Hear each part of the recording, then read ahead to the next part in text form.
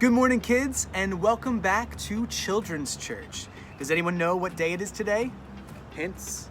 That's right, it is Palm Sunday. I hope that you have your palm branches ready because we're gonna be using them in just a little bit. But Palm Sunday is the start of Holy Week. It's Jesus' triumphal entry into Jerusalem. Remember, Jesus came riding in on a donkey, which was a little bit strange, and there were crowds of people there, and they were all shouting as he walked in, Hosanna! Hosanna in the highest. I can't remember. What does Hosanna mean? Can you guys help me out? Hosanna comes from a Hebrew word that means save now or please save. A literal cry from hell. Hosanna means praise to God. Hosanna! Hosanna! Hosanna! Hey Joe, what does Hosanna mean? Alexa, what does Hosanna mean? As an interjection, Hosanna is usually defined as an exclamation, originally an appeal to God for deliverance, used in praise of God or Christ. As a noun, Hosanna is usually defined as a cry of Hosanna. As a verb, Hosanna is usually defined as to praise, applaud, etc. For more, ask me to give you more definitions for Hosanna. Thanks, Joe. Thanks, Alexa. Thanks for your help. Though, Leah and Joey, I feel like you kind of cheated a little bit. Nah, you were just, you're being resourceful. It was great. Hosanna means Lord, save us. And we're gonna sing a song about that right now. So grab your palm branches and get your singing voices ready so we can sing this together. All right, everyone got their palm branches? We're good? All right, let's try this thing. 2, 3, 4.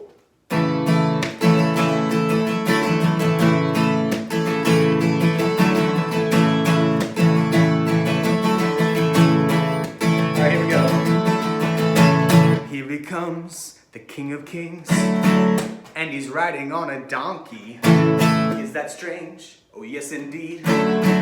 It's because he came to bring us peace, grace, and peace. Let's do that again. Here he comes, the King of Kings, and he's riding on a donkey. Is that strange? Oh yes indeed. It's because he came to bring us peace, grace, and peace. Alright, repeat after me. Hosanna, Hosanna, Hosanna, Hosanna. Come save us, Lord. Come save us, Lord. Hosanna, Hosanna, Hosanna, come save us, Lord, come save us, Lord.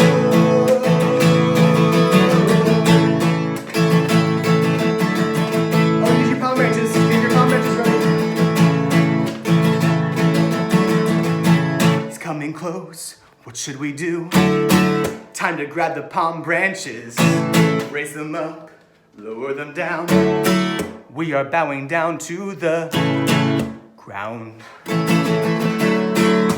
To the ground. Let's sing it loud. Hosanna, Hosanna, Hosanna, Hosanna.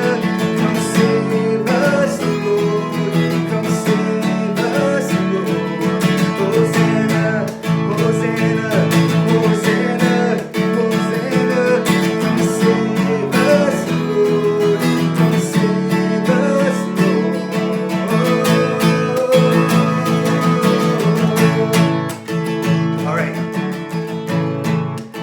After me now, right? We're gonna start really quiet. Hosanna, Hosanna, Hosanna, Hosanna, Hosanna, Hosanna, Hosanna, Hosanna, Hosanna. I think I got a little bit too loud with that last one. Oops. So why did Jesus come to Jerusalem on Palm Sunday? Why did Jesus come to the earth at all? Well, the answer to that question is because Jesus knew that all of humanity had a major, serious problem. And that problem was sin. And the only way to really understand sin is to understand a little bit about archery. So I'm gonna have my friend Megan teach you about that. Hi, my name is Megan, and I really enjoy shooting the bow and arrow, and this is how you do it. First, you knock your arrow, then pull back, aim, and release.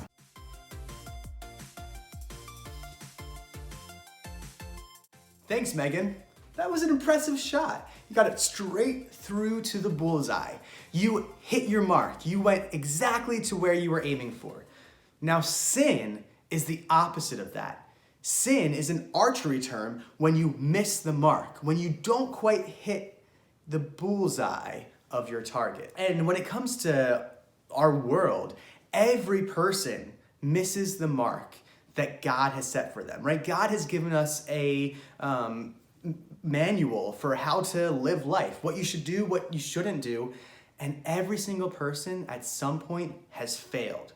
Romans 3:23 says, "For all have sinned and have fallen short of the glory of God." Sin is any bad thought or action or words that we do that go against God. And this is a major problem because when we sin, we're not just sinning or doing something bad to somebody else, but we're actually sinning against God. Because when we sin, we say, God, I know you've told me to do X, Y, and Z and to stay away from A, B, and C. And I know that you love me and that you created me and the whole world and everything. But you know what? I'm going to do what I want to do because I want to do it. Right? We're saying that we're rebelling against God anytime that we sin. And sin, just like anytime you do something wrong, comes with a heavy consequence. Romans 6:23 says that the wages, or what we've earned from our sin, is death. And this isn't just a physical death, but one that is spiritual. It's a spiritual death that results in an eternal separation from God and an eternal punishment. Jesus came to the earth because he saw where humanity was headed. He knew what was coming their way, and he wanted to step in and save the day. Now, there's something that you need to remember before we go any further, and that is that God is in control. He's in control this entire time. It may look like he's not in control. I mean, he allows things to happen that nobody would ever want, right? But Jesus is in control. He willingly goes through all of these different things that he's about to go through because he loves us. There's a verse in Luke 9 that talks about Jesus and prophesies about what's about to happen. This is Luke 9, verse 22. It says, "The Son of Man, who is Jesus, must suffer many things and be rejected by the elders and chief priests and scribes and be killed, and on the third day be raised." So Jesus was in control this entire time. He knew what was going to happen. He never loses that control. All right, so Jesus has entered into Jerusalem, and what does he do as soon as he gets there? He goes to church. Well, he goes to the synagogue, the Jewish church, if you will. And what he finds there, he's not pleased with. And again, we see Jesus sometimes does things that make people really angry. Even though it's the right thing, it's not always the thing that's popular. All right, so this is Matthew chapter 21, starting at verse 12. "And Jesus entered the temple and drove out all who sold and bought in the temple. And he overturned the tables of the money changers and the seats of those who sold pigeons. He said to them, 'It is written, my house shall be called a house of prayer, but you make it a den of robbers.'" Whoa. Did you all get that? Jesus walks into the temple, and outside of the temple, we have people there who are selling things, and they're cheating people out on money at a place that's supposed to be the house of God. Jesus was not happy at all.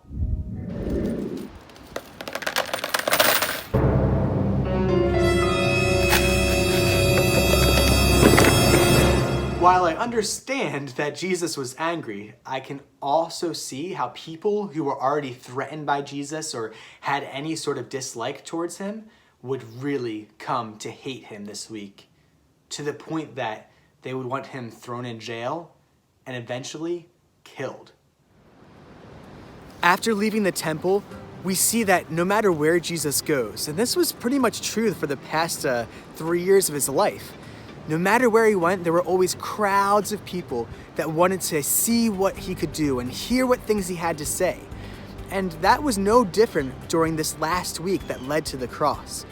Except we see even more clearly a few different examples where people were trying to trick Jesus into saying something that could get him in trouble, either with the other Jewish leaders or ultimately with the Roman government. And not just something that would get him into a little bit of trouble, but would get him killed. Within just 4 days since Jesus had entered into Jerusalem, their evil plan had worked. Jesus was arrested, and he was quickly put on trial. Now, this was a little bit different because he wasn't put on trial with the Roman government, but rather with the Jewish religious leaders. They were going to determine first whether or not Jesus had committed a crime according to God's law, and if he did, what the punishment for that crime would be. We see the start of the trial, Jesus' trial with the other Jewish religious leaders, in Matthew 26. I'm going to start reading at verse 57. Then those who had seized Jesus or had arrested him led him to Caiaphas, the high priest, where the scribes and the elders had gathered. And Peter was following him at a distance, as far as the courtyard of the high priest. And going inside, he sat with the guards to see the end. Now the chief priests and the whole council were seeking false testimony against Jesus that they might put him to death. So they were looking for people to make up lies and stories about Jesus that would make him guilty to the point that he should be put to death in the eyes of the Jewish law. Verse 60, but they found none, though many false witnesses came forward. At last 2 came forward and said, "This man said, I am able to destroy the temple of God and to rebuild it in 3 days. And the high priest stood up and said, have you no answer to make? What is it that these men testify against you? But Jesus remained silent. And the high priest said to him, I adjure you, by the living God, tell us if you are the Christ, the Son of God. Jesus said to him, you have said so. But I tell you, from now on, you will see the Son of Man seated at the right hand of power and coming on the clouds of heaven. Then the high priest tore his robes and said, he has uttered blasphemy. What is your judgment? They answered, he deserves death. Then they spit in his face and struck him. And some slapped him, saying, prophesy to us, you Christ. Who is it that struck you? Now that Jesus was considered to be guilty under the Jewish law, there was only one last step before they could put him to death. And that was to bring him to the Roman government and to get permission to have him crucified. So Jesus is handed over from the Jewish officials to the Roman officials. And quickly he sees Pontius Pilate, who's like the top Roman political figure who governs over Jerusalem. And Pontius Pilate is putting him on trial and trying to figure out whether or not he's guilty. And at the end of the day, he doesn't see why Jesus deserves to die. He's very confused by it. So he asks the other Jewish people there, what do you want me to do? Because he could tell that they wanted him dead no matter what, and they were getting very angry. So that's where we pick up in Matthew 27, verse 22. It says, Pilate said to them, then what shall I do with Jesus, who is called Christ? They all said, let him be crucified. And he said, why? What evil has he done? But they shouted all the more, let him be crucified.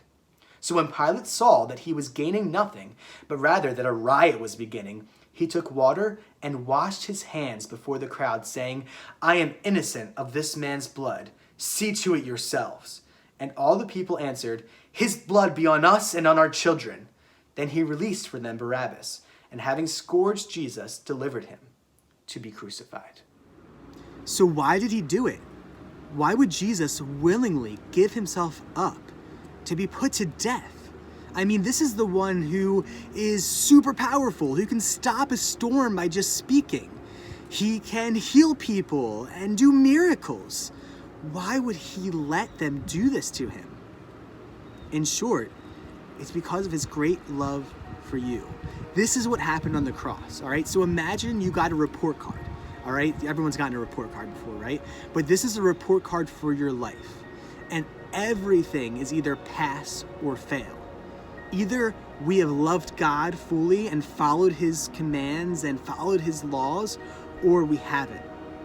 Well, we all have messed up. We've all fallen short, right? We've all sinned and missed that mark that we talked about earlier.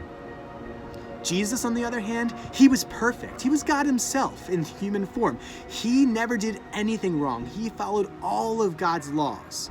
He loved God fully and loved people fully. So Jesus says on that cross, well, he didn't literally say this, but in a way he was saying, you know what? I see your report card that is failing, and I know that because of that, you have a punishment coming your way that is unthinkable. But instead of making you pay it, I'm going to take your report card and I'm going to pay the punishment. And instead, I'll give you my perfect report card, the one that has A's the whole way down the list. And I'm going to put your name on that. And now, instead of being punished, you're going to receive the reward that comes through forgiveness. The reward that is to be considered a child of God, to be in God's family, so that you can live and have peace with God now and for all of eternity. What an incredible gift that Jesus has given and offered to us. That's where our story ends for today. Jesus willingly gave up his own life. He willingly died in our place. He paid the penalty that we deserve to pay. But thankfully, that's not the end of the story, right? Just 1 week away, we are going to celebrate Easter Sunday, Resurrection Sunday, where Jesus shows that he has power and victory over death itself. And I'm really looking forward to that week. So, I know that you're wondering, how do you get onto next Sunday's Children's Church video? And there are 2 different ways that you can get onto the video. One, you can answer the question of the week. And this week, our question is, what is sin? So take a video of yourself. I want to know and hear from you your definition of what sin is. You can be as creative as you want to with that.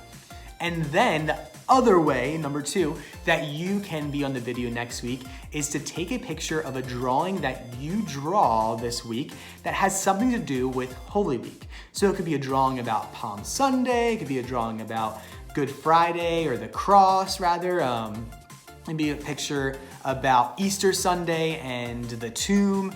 You draw a picture and I will do my best to include it on next week's video. As a matter of fact, I have some pictures that you sent in this week about Palm Sunday, both pictures from right here in Pennsylvania, as well as one from a friend all the way out in Montana. Hi Grace, nice to see you again.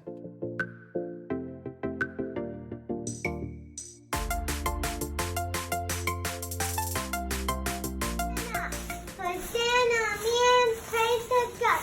Hosanna means praise to God. Hosanna means praise to God. Those are some incredible pieces of artwork. Thank you so much for sending them in. Great work, guys. I really like your creativity and the things that you found and all the different things that you put into that this week. So that is all we have for today, and I hope to see you in just a few days for our Maundy Thursday Passover Last Supper special edition of Children's Church. See you guys.